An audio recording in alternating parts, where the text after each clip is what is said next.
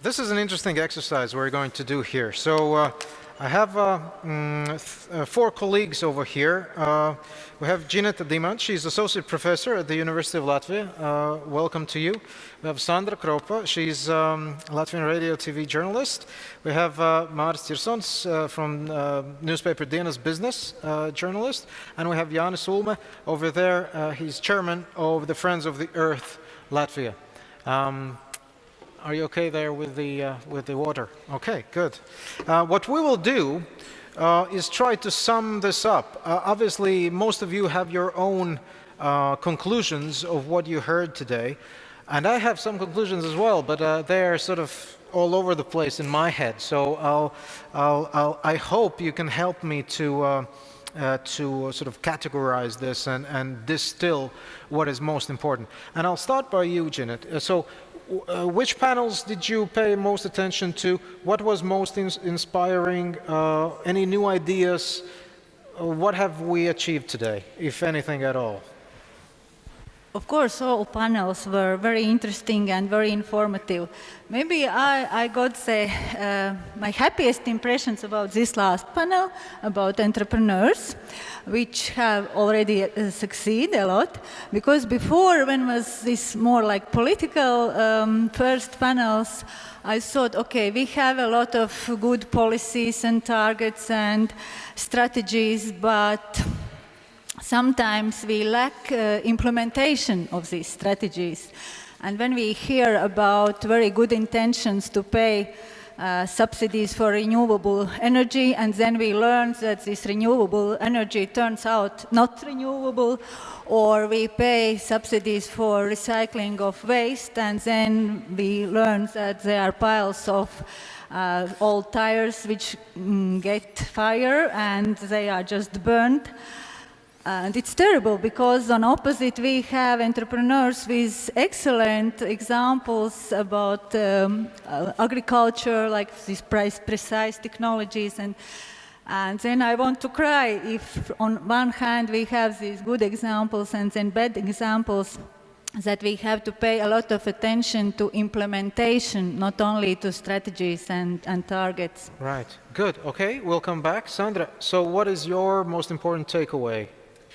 Well, actually, I was thinking a lot about this statement that was made by, I think, from European Environment Agency, that investment now is actually, investment in 2050 is already about now. So I was thinking of this from the society point of view, because I work as a journalist and I think of how society reacts on different things. And I would say that, to my mind, the biggest problem is that maybe in terms of investment, the 2050 is now, but in terms of our consciousness and behavior, we are very far from 2050. And that is the big gap between our action, our, I don't know, implementation of any policy or something. If it's not in our head, we are really struggling to go to this target. And also we talk a lot about the shift of energy, shift of technology, but I believe that climate change is not the technological problem. It's ethical and social problem, first of all. And if we don't do something to shift something in our heads, so we really do something about our consciousness about environment, consciousness about behavior economy. I know that's now a topic and also Nobel Prize winner. But for me, this is a bit missing link between what we do in terms of technologies, in terms of policies, in terms of solutions when we search something new, but how we will put it to society, I don't know, agenda that they want to really contribute to all this. And to my mind, one big problem is this myth in Latvia, which is very alive, unfortunately, that we are a very green country. And we see we are far not green country. We emit 6 tons per person per year CO2 emission. That's really a lot. And we don't count there even the emissions that are made by producers of products that we use from other countries. We really lack of this solution. For example, in small things, if we want to talk about waste management, we actually didn't talk a lot today here, but it's also the way where we create a lot of emissions. And we can't talk about the circular economy, for example, if we really don't include this in this agenda. So a lot of these small things that put to my mind together, the picture which is maybe not so finished for a while, because yeah, I think we lack a lot of knowledge in this But aspect. on the other hand, I had the impression, I don't know, many of you had perhaps as well, that I have been attending such conferences for a while already, and I would say that 10 years ago, this conference, from the perception and awareness point of view, would be much more different. We have progressed in, or maybe you disagree with me, but that's my impression of where this is going. So perhaps this is changing, but slowly, perhaps slower than we would like it to change. So Mars, your impression of what is the most important aspect in all of this? Gribētu teikt, ir fantastiski, ka notiek šādi. I'd like to say it's really great that such events take place, that we speak on such important things. At the same time, I didn't have an opportunity to participate in several events to which I'd like to attend, but I'd like what one speaker said, that we should be science-based. I think the target should be science-based. I really like it. I think that some things what we can do, we should be doing. And next, if we are speaking of 2050, it would be very difficult to motivate our entrepreneurs and people to think and act about 2050, because it's simply a long time away. Perhaps we should tread smaller steps. And if we speak of Latvia's economy, if we speak that we want to arrive to smart services, I should say that 50% of Latvia's export is related to use of our land. It's food industry, it's forestry, and this is really a large number. And it was already mentioned, this LULUCEF and Lithuanian also showed their data regarding land-related CO2 emissions. Those are very important factors. Thus, I think there's lots of work left to scientists, and together with this work here in this large aula, I would like that also a large number of entrepreneurs are here. Why? Because in Latvia, private initiative is important, and the entrepreneurs are those who should be implementing. Have they done enough for this climate change? Have they had enough support? Yes, there has been support under different mechanisms. Technologies have been changed, less power is being used, different resources are being saved, and I think all this is very good. Thus, I hope that such events is not going only to be held in the future, but also in the rather near future. Yanis? Always. Yes, every coin has two sides, so both sides of takeaways. First of all, of course, thanks to the organizers and daring to put me on the panel, which is always risky. But actually, I'll start with the good takeaways. What we've seen today, we have plentiful of initiatives going on. We have plentiful of initiatives and actions, practical actions going on here in our countries. We also have increasing, and that's when we compare climate conferences 10 years ago, and nowadays we have increasing interaction among international institutions, those factological support that we have, that has countries nowadays. And actually from hearing, summarizing good things that I've heard today in the meeting, if we could isolate this auditory and make up country of the knowledge that was shared here, it would be like small but pretty green countries that could team up with progressive nations of the European Union and make all the difference that's needed in the climate action. So yeah, but that's it for the one side of the coin. The other side of coin is that there is a really large gap among things that we heard today in this auditory and the reality and action and climate discourse and debates outside this building, let's say so, in our countries.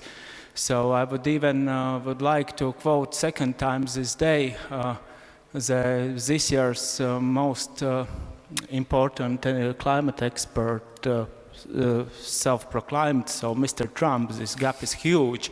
So, so it's huge, yes. So, because when we apply the reality check filter to the climate action and climate policies in Latvia, I'm not so huge expert of the other Baltic countries, then we can see that apart from extreme weather events, climate is on the political agenda when we have to team up to kill climate measures in the European policies, as it happened with common agriculture policy. When we are bragging about found loopholes in formulas or European policies, and we are selling these indulgences we acquire or increased elasticity in the European policies, we are selling as successful defending of our national interests. So that's both coins of so. And another point, probably quite subtle and philosophical, but what I see for the last couple of years, also internationally, not only about today's or this conference headlines, is that we are slipping into resilience debate more and more. And resilience debate, whatever definition you use, it's from 1973 or 2008, resilience debate is not about causes, not about fighting the causes. It's about retreating, digging at trenches and hoping that we won't be the first ones to flood. It's not about ambitions anymore, it's about survival. And probably that's some lessons from the successes of climate politics and action. Okay, good. Thank you very much for this. Was a round of. I would like to involve the audience for one last time today. So if you could go on the Slido application once more. Please do me the favor. That'd be the last time I'll ask you to do that today. We have a poll over there. Remember, we had this mock poll, joking poll at the beginning, but this is more serious. So if you could get on that and have a vote. So the question is, if you log on, you'll see. Considering what you have heard today, please rate greenhouse gas emission reduction potential of the Baltic countries till 2030. So what is your impression? You don't have to be an expert, but depending on what you heard and what you gather from today's discussions, what is our potential? What is our potential? And you have 6 choices. No potential and a very high potential, so 0 to 5. So I'll have a vote as well. This is difficult. Yeah. I'll go there. So, guys, did you have your phones over there? No. All right. So, we still have votes coming in. More than 30 people have voted. Will be 40 soon. And the majority of people are ranking that we're for. So, we have a high potential, not extremely high potential. Oh, even though the average potential number 3 is more or less 50-50. So 3 or 4, the audience's assessment of this is. So the final round for your observations. Oh yeah, there it is. If you could, yeah, you see that over there as well. So that is the vote. Would you agree to that from your perspective, that we have a decent potential, if we would join those 2 answers, a decent potential to go forward? But I would also like for you to expand a little bit and to give me and the audience your impressions for the Latvian situation, for example. We went over different segments, different sectors of the economy where decarbonization needs to be achieved. And there are going to be benchmarks and objectives that will need to be achieved by 2030, right? We will have to, some industry will have to bite in a finger and all the fingers will hurt, like the transportation and energy sector, agriculture as well. Where do you think it is going to be most problematic from the Latvian perspective? Which sector is going to be most resistant? Where is the biggest challenge if you get more specific about who does the work, okay? So what impression? I'd like to do the opposite circle right there and begin with Yanis and finish here with Gina.